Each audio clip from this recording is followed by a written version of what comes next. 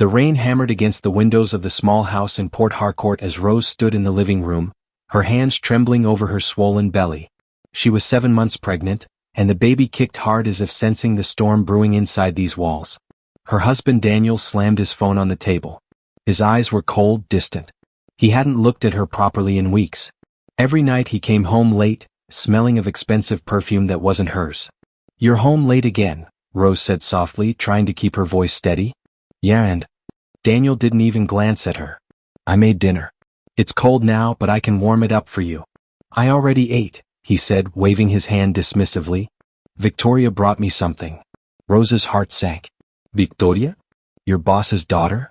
"Don't start with me," Daniel snapped. "You're not the woman I married anymore. All you do is complain and cry. You think that's attractive?" Tears burned in Rose's eyes. "I'm carrying our child, Daniel. I gave up everything for you.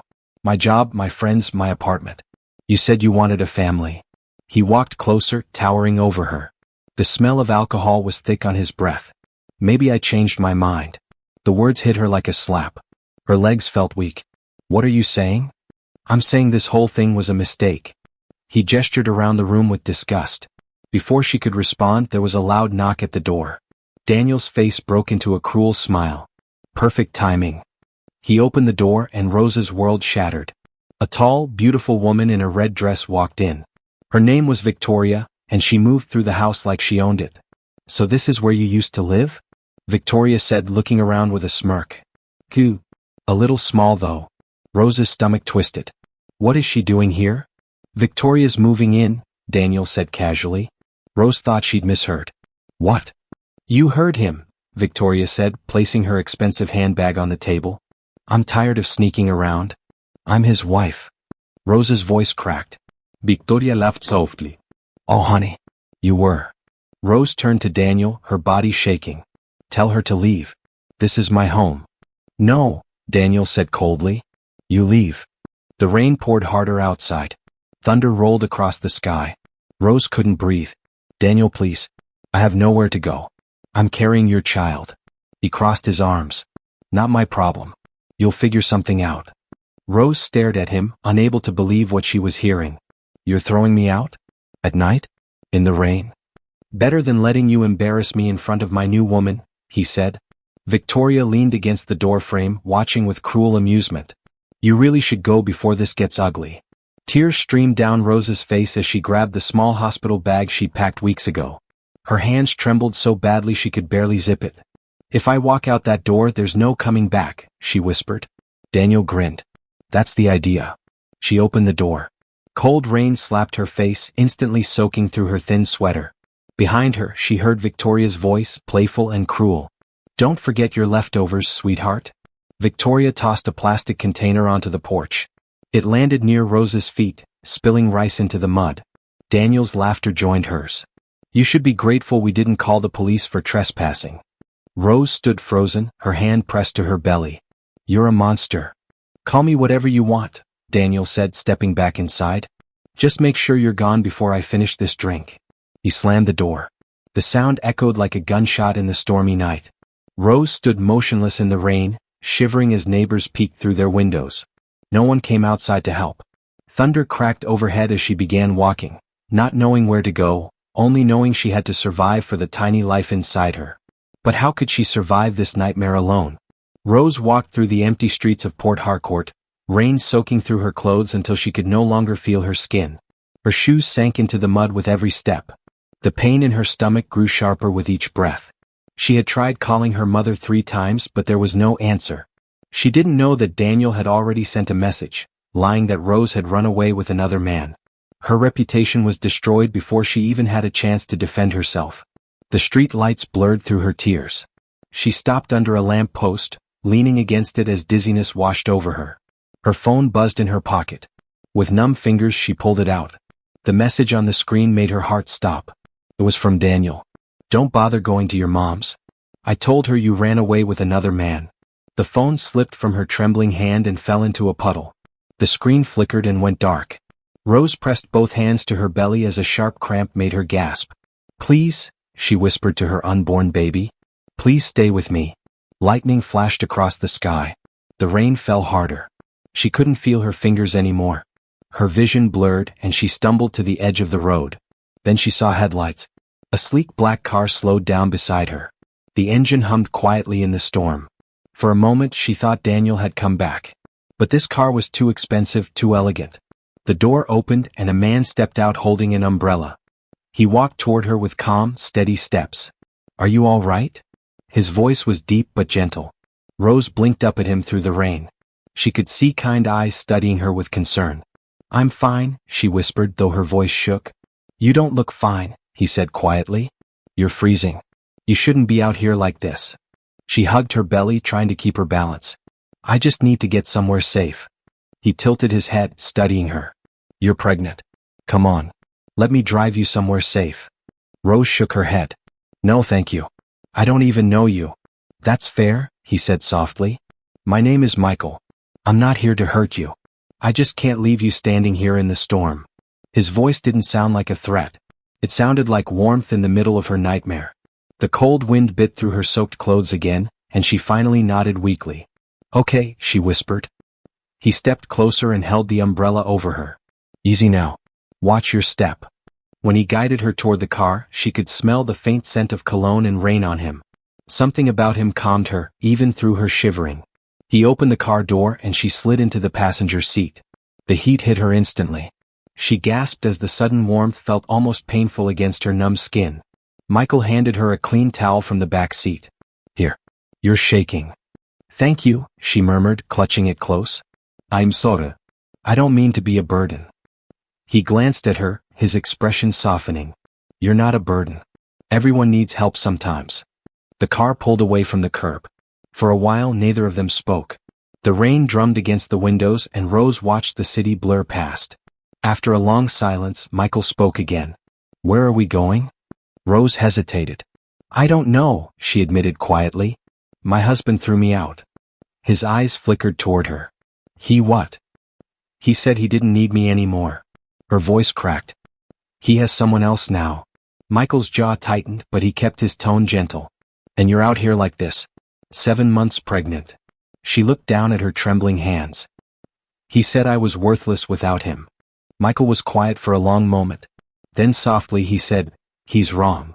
The words hit her harder than she expected. She bit her lip as tears threatened again. "You don't even know me." "I don't have to," he said. "Nobody deserves to be treated that way." Rose wiped her face, trying to steady her breathing. "I can't go to my mother's. He told her I ran off with another man. She won't believe me." Michael's eyes darkened with disbelief. "He said that?" She nodded, her voice breaking. "I saw the message myself." He exhaled slowly, shaking his head. "Some people don't understand the damage they cause until it's too late." The car eventually stopped in front of a large modern building with warm lights glowing through tall glass windows. Rose frowned. "What is this place?" "My house," Michael said simply. "I have extra rooms. You can rest here tonight and tomorrow you can decide what you want to do." Rose shook her head. "I can't stay here. I don't want to impose." "You're not imposing," he said. "It's just one night. Please." The sincerity in his voice left her no room to argue. But as she followed him inside, one question burned in her mind. Why would a stranger show her such kindness when her own husband had thrown her away like trash? The house was more beautiful than any place Rose had ever seen. Soft lights warmed the hallways, and the air smelled faintly of coffee and fresh flowers. Everything looked expensive but comfortable, like a home rather than just a house. An older woman in a neat uniform appeared from the hallway. Her kind face reminded Rose of her grandmother. "Mr. Thompson, is everything all right?" the woman asked. Michael nodded toward Rose. "She needs a guest room and some dry clothes, please, Mrs. Okafor." The woman's expression softened when she saw Rose's condition. "Oh, poor dear. Come with me. Let's get you warm." Rose followed her upstairs, barely able to keep her eyes open. Mrs. Okafor gave her a loose nightgown and showed her to a beautiful bedroom with soft blue curtains and clean white sheets. "You rest now," Mrs. Okafor said gently. "You're safe here." Rose changed into the nightgown and sat on the edge of the bed. For the first time in hours she didn't feel the rain or the cold. But she couldn't stop shaking. Her mind kept replaying Daniel's face, his laughter, Victoria's red dress, and the sound of the door slamming shut. A soft knock came at the door. Michael stepped in, holding a cup of tea. "You should drink something warm," he said gently. She looked up, her eyes still red from crying. You didn't have to do all this. I know, he said, but I wanted to. She took the cup from him. The warmth spread through her hands. Thank you. I don't even know how to repay you. He leaned against the doorway. Try to sleep. You're safe here. When he left, Rose turned off the lamp and lay down. The tears came again, slow and silent. Her hand rested on her belly. We're safe, she whispered to her baby. At least for now. But sleep didn't last long. Sometime in the night, a sharp pain stabbed through her stomach. She gasped and sat up, clutching her belly. The pain came again, stronger this time. She cried out, panicking. Mrs. Okafor rushed in. Miss, what's wrong? Rose's voice broke. It's the baby. Something's wrong. The woman yelled down the hallway. Mr. Thompson. Hurry. Michael appeared almost instantly, still in his white shirt from earlier. What happened? She's in pain, Mrs. Okafor said urgently. Rose's face was pale, her breath short and uneven. It hurts. Oh God, it hurts. Michael moved quickly. Call the doctor. Get the car ready now. Within minutes, he was carrying her carefully down the stairs, trying to steady her as she clung to his shirt, trembling with fear and pain. Rain still poured outside as he helped her into the car and drove through the storm toward the nearest hospital in Lagos. The road was dark and slippery, but Michael drove with steady hands. Stay with me, Rose, he said, glancing at her every few seconds. Don't close your eyes. Tears streamed down her face. Please don't let anything happen to my baby, she whispered. You'll be fine. I promise, he said, even though his voice shook slightly. They reached the hospital. Nurses rushed out with a stretcher. Michael followed as they wheeled her inside, his heart pounding in his chest. Rose kept calling for him as they pushed her through the double doors. He tried to go in, but a nurse stopped him. Please wait here, sir. Minutes felt like hours. The hallway smelled of antiseptic and rain. Michael paced the floor, hands clenched, listening to the muffled voices behind the door. Finally, a doctor came out, removing his gloves. His expression was serious. Michael stepped forward. How is she? The doctor hesitated, then said quietly, She lost a lot of blood. The baby's in distress. We might lose them both. Michael froze. The words echoed in his head as thunder rolled outside once more. He sank into a chair, pressing his hands to his face. He had only known this woman for a few hours, but the thought of losing her felt unbearable. Something about her reminded him of someone from his past. Someone he'd failed to protect. He couldn't fail again. Inside the operating room, doctors worked quickly. Rose lay on the table, barely conscious, whispering prayers she'd learned as a child. She thought of her father, who had died years ago. She thought of her mother, who probably hated her now because of Daniel's lies. And she thought of the stranger who had appeared in the rain like an answer to a prayer she hadn't known how to say. Please, God, she whispered through the pain. Let my baby live. The machines beeped frantically. Nurses moved with urgency. The doctor's voice cut through the noise. We're losing her. Prepare for emergency delivery. Rose's vision faded to black. Outside in the waiting room, Michael sat with his head in his hands, praying for a miracle for a woman whose name he'd only learned tonight. Would they both survive the night, or would morning bring another tragedy he'd have to carry for the rest of his life? The world came back to Rose in pieces. First the beeping sound, then the cold air, then the ache that stretched across her body like she'd been torn apart.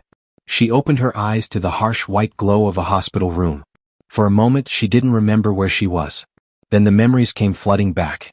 The rain, the car, the pain, and Michael's voice shouting her name. Her lips were dry when she tried to speak. The baby. A nurse appeared beside her, smiling softly. Shh. You're both okay. You scared us for a while, sweetheart, but you're safe now. Rose's eyes filled with tears. The baby's alive? Yes, the nurse said. A little early but strong. He's in the special baby unit right now. You'll see him soon. Tears rolled down Rose's cheeks, warm and unstoppable.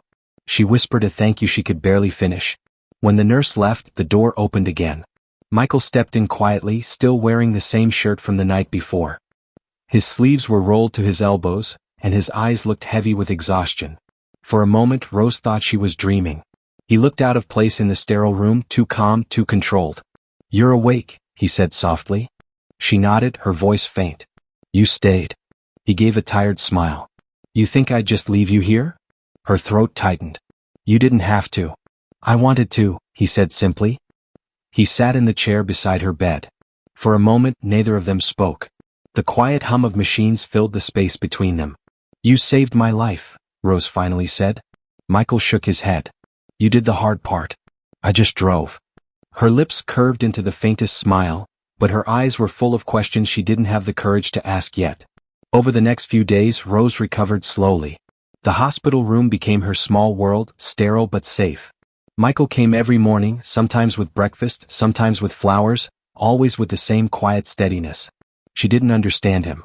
People didn't just help strangers anymore. Not like this. Not with this kind of devotion. One morning, as sunlight streamed through the window, she asked the question that had been burning in her mind. "Why are you doing this for me?" He looked up from his coffee. "Because someone should have." Rose frowned.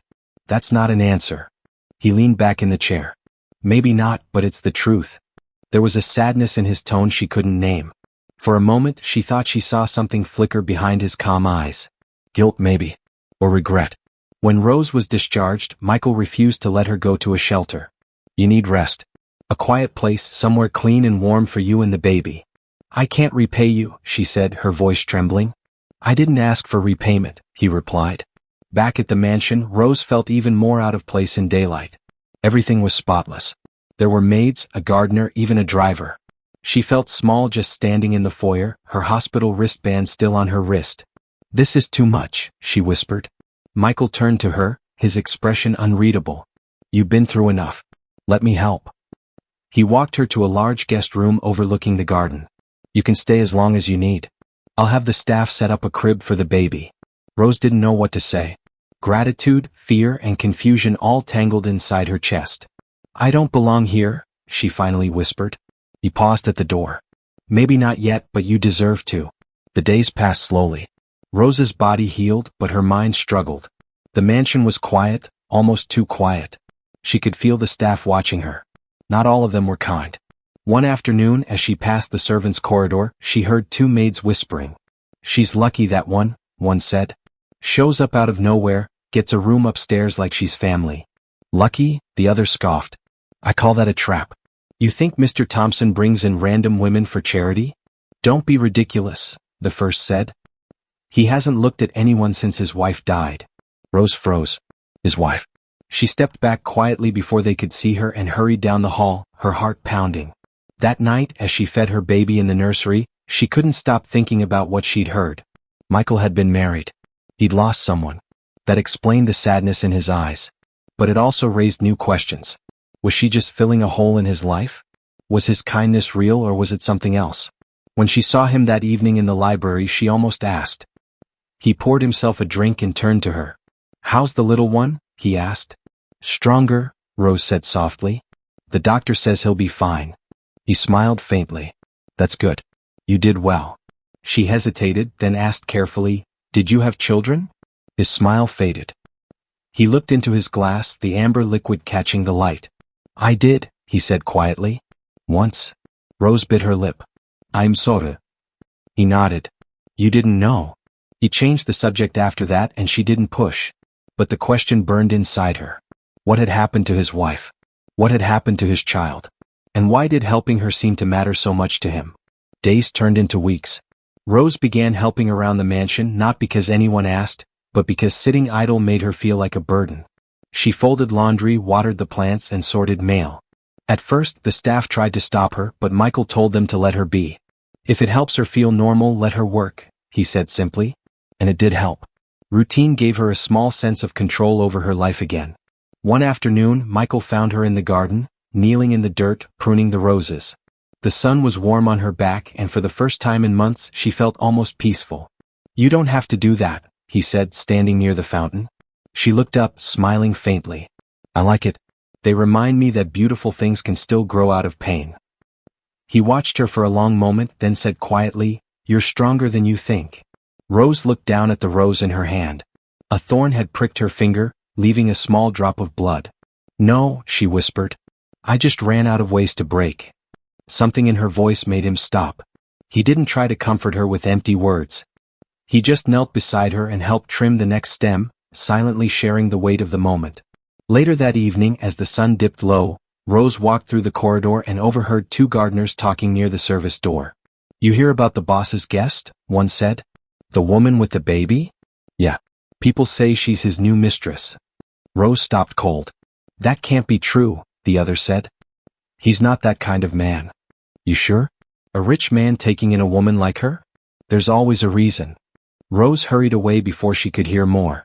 Her chest tightened. She thought she'd stopped caring what people said, but their words clung to her like mud. That night she couldn't sleep. She kept replaying everything in her mind. Michael's kindness, his silence, the way he'd avoided personal questions. Maybe they were right.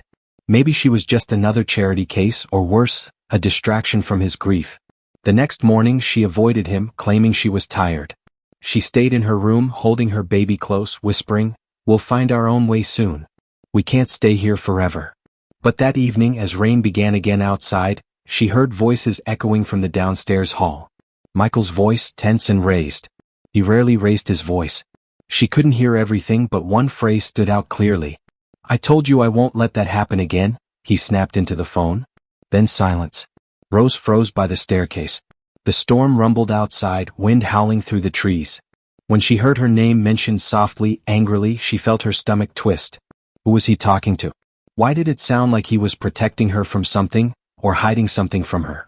She stepped back before he could see her, her pulse racing.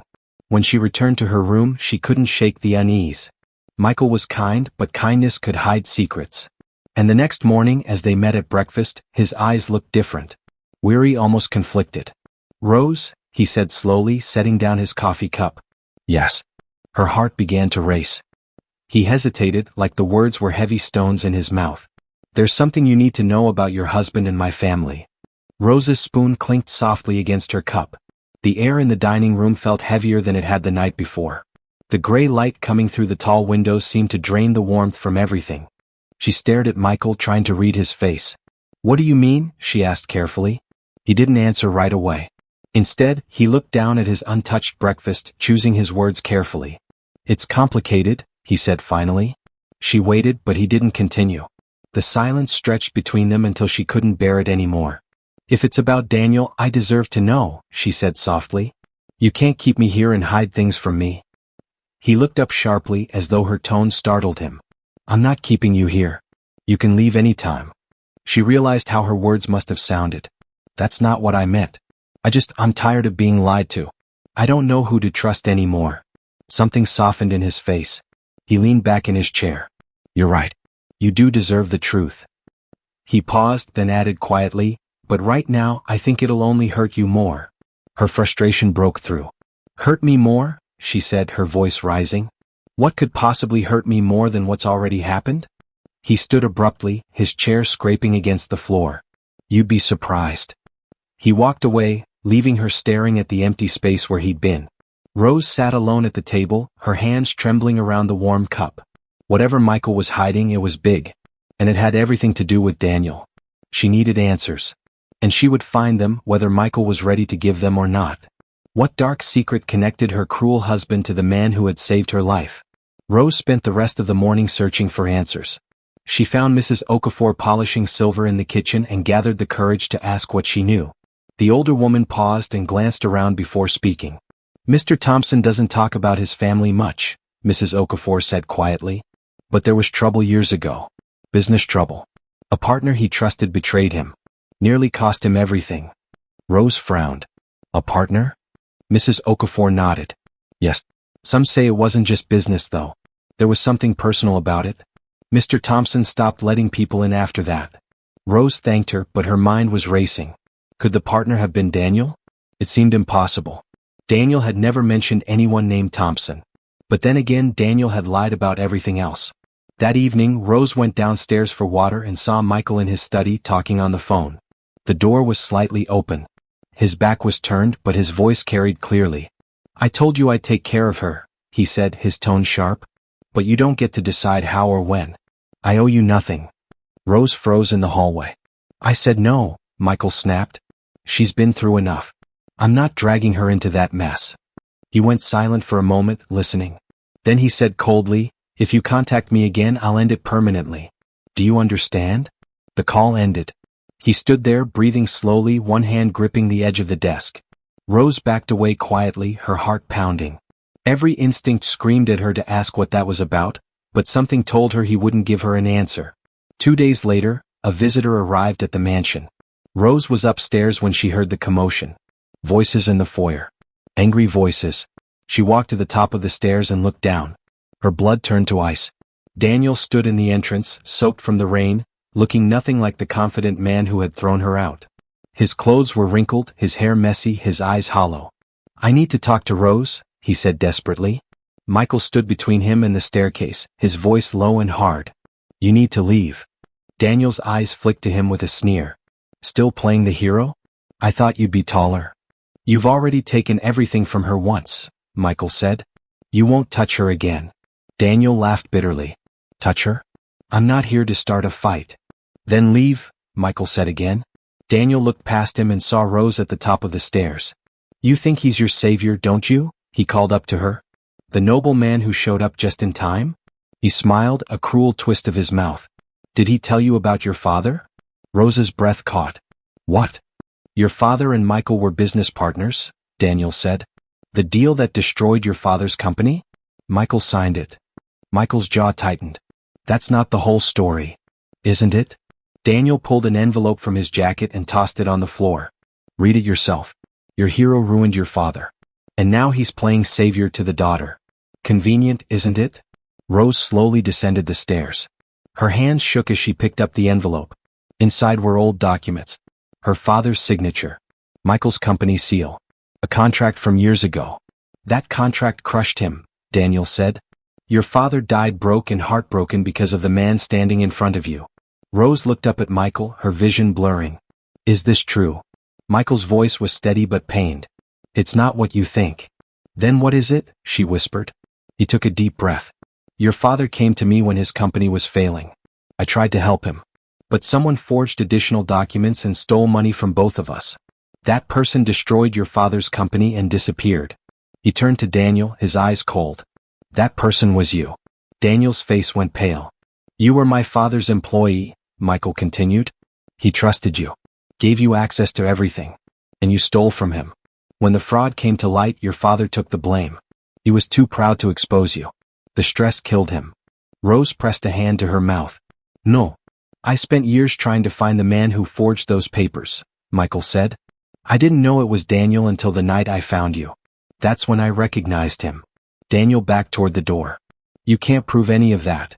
"I can," Michael said. "I've had investigators working on it since that night. They found everything. The fake accounts, the forged signatures, all of it." Rose turned to Daniel, tears streaming down her face. "You killed my father. And then you married me." Daniel's expression twisted. He was weak. "And so are you." Michael stepped forward, but Rose held up her hand. She walked slowly toward Daniel, her voice quiet but strong. "You took everything from me," she said. "My father, my dignity, my peace. But you don't get to take my future." She turned to Michael. "Call the police." Within the hour, officers arrived. Daniel was arrested for fraud and embezzlement. As they led him away in handcuffs, he looked back at Rose one last time. She didn't look away. She stood tall, holding her baby with Michael beside her. Weeks later, Rose stood at a women's conference in Abuja, her baby in her arms. The hall was filled with faces, some smiling, some crying, all listening. "I was thrown out with nothing but pain," she said. "But I found truth, dignity, and peace. Sometimes God saves you by removing what was destroying you." Applause filled the room. Michael stood in the crowd, his eyes soft with pride. That night, back at the mansion, Rose sat by the fireplace. A letter had arrived from the prison.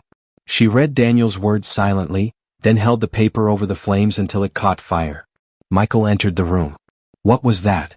"Nothing worth keeping," she said. He smiled faintly and sat beside her. They watched the fire together in comfortable silence. Her baby slept peacefully between them. "What will you tell her when she grows up?" Michael asked softly. Rose looked down at her child. "That her father's sins made me strong, but her mother's courage made her free." And as the fire flickered warmly, Rose finally felt at peace.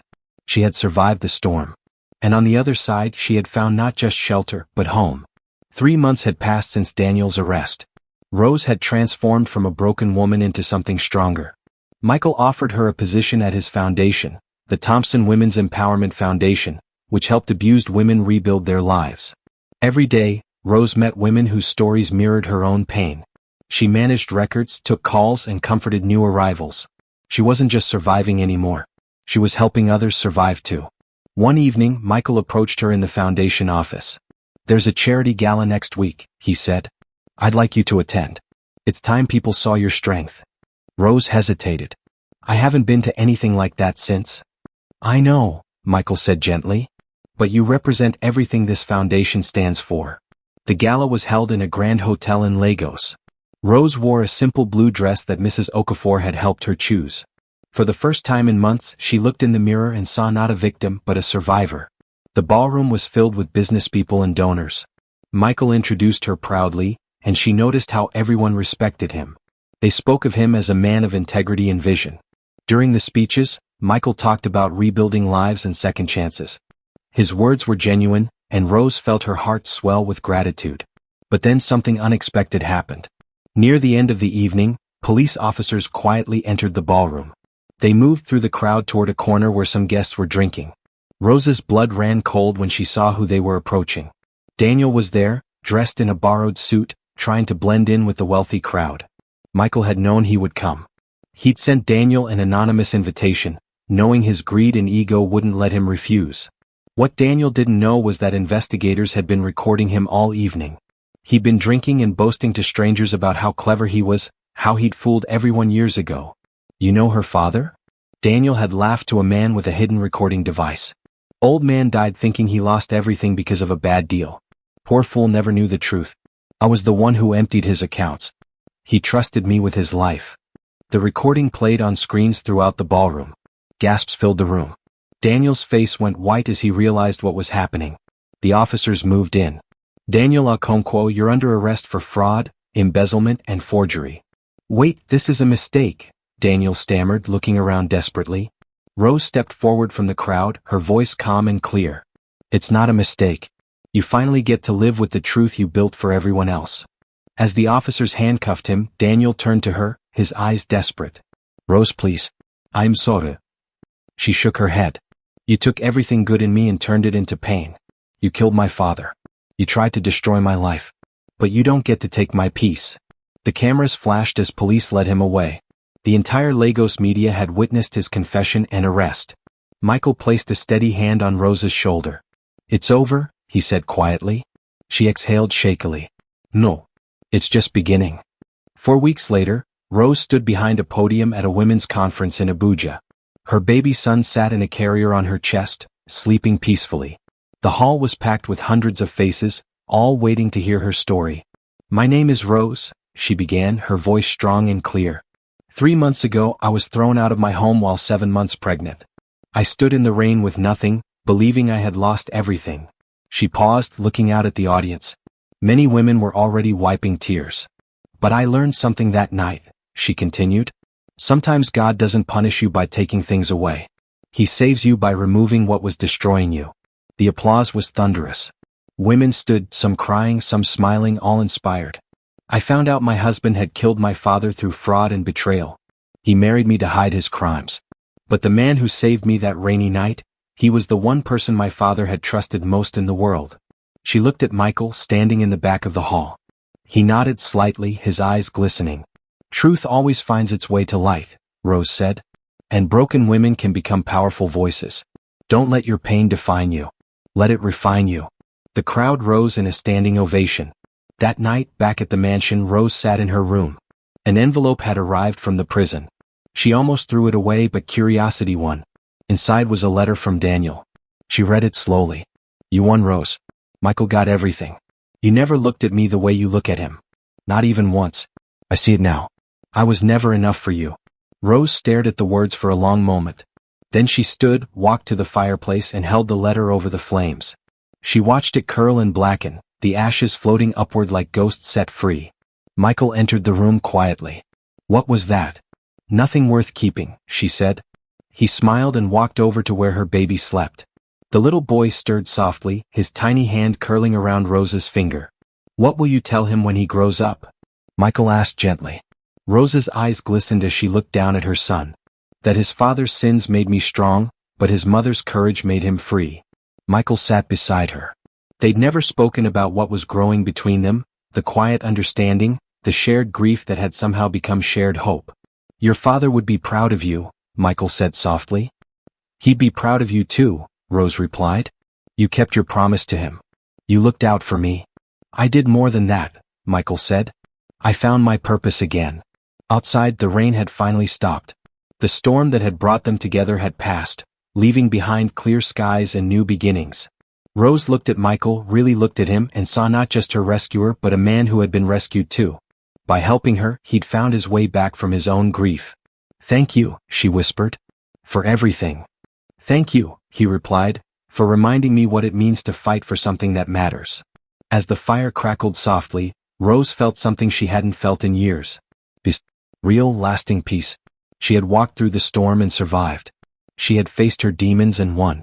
And now, with her son sleeping beside her and a good man standing by her side, she finally understood that sometimes the worst night of your life is actually the first night of your new beginning. The mansion was no longer just shelter. It was home. And Rose was no longer just surviving. She was finally, truly living. We've come to the end of today's story. I hope it touched your heart. Thanks for watching and staying with us till the end. Don't forget to like, share, and subscribe for more inspiring stories. See you in the next one. And tell us in the comments, where are you watching from?